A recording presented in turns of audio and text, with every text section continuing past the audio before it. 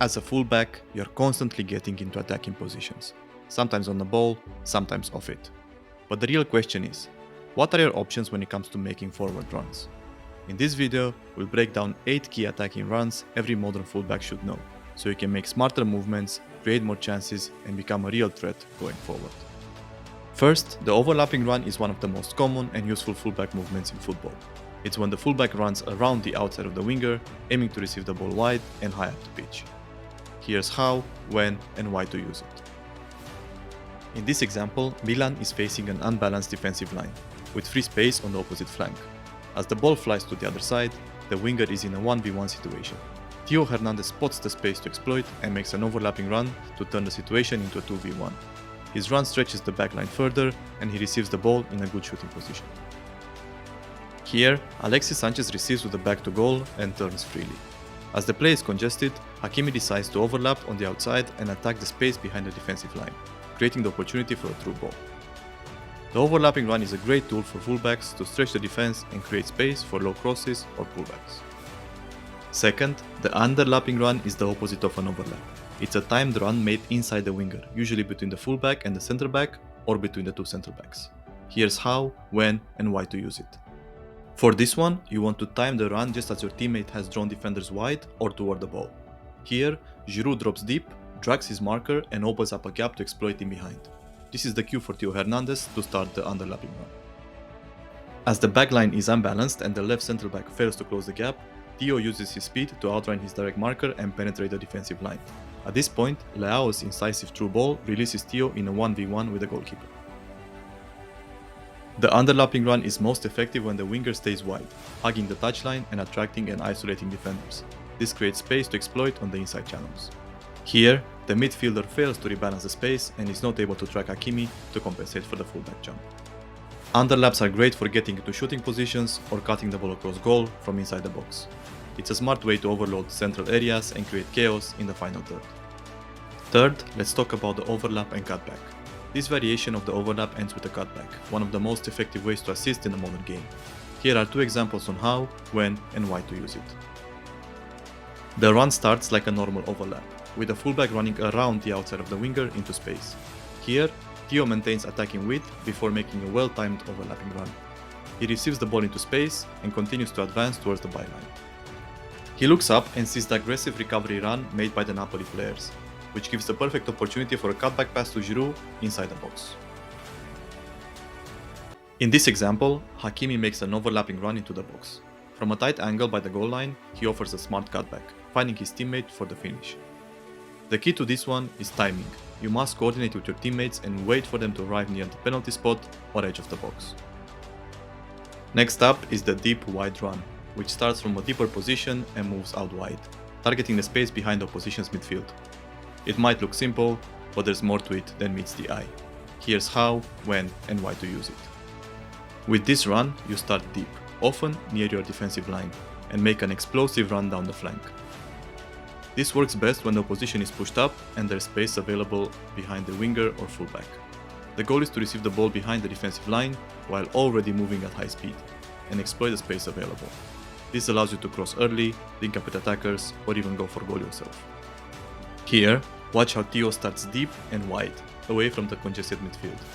As he creates width, he receives in a positional advantage in a good position to strike.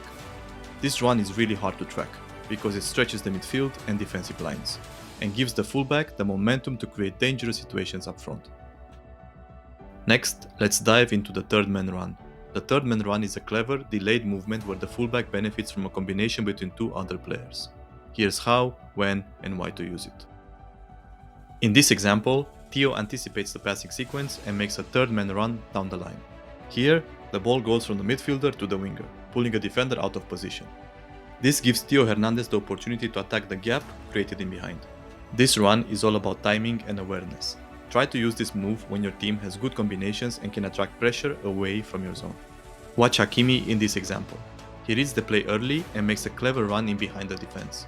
A third man run is often the element of surprise, as defenders are focused on the ball and have a tough time tracking runs in behind. Generally, third man runs are great for creating numerical advantages and especially effective in attacking gaps left by teams that press aggressively.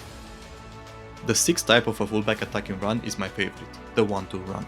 This is a short passing combination that helps a fullback break through compact defenses.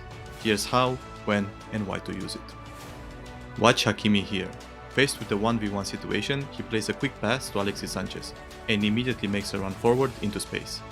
Sanchez returns the pass first time and Hakimi is through the line and away from his marker. Once in a crossing position, he provides a low cross for Lukaku in front of goal. In this example, Hakimi advances on the sideline. Instead of attempting a dribble and risk losing the ball, he plays a 1-2 with Sancho to beat his direct opponent and finds Haaland with a cutback at the first post. For the seventh run, let's break down the diagonal run. The diagonal run takes you from a wide or deep area into the central channel, usually the half space or edge of the box. Here's an example. Theo stands on the defender's blind side, making himself a dangerous attacking option.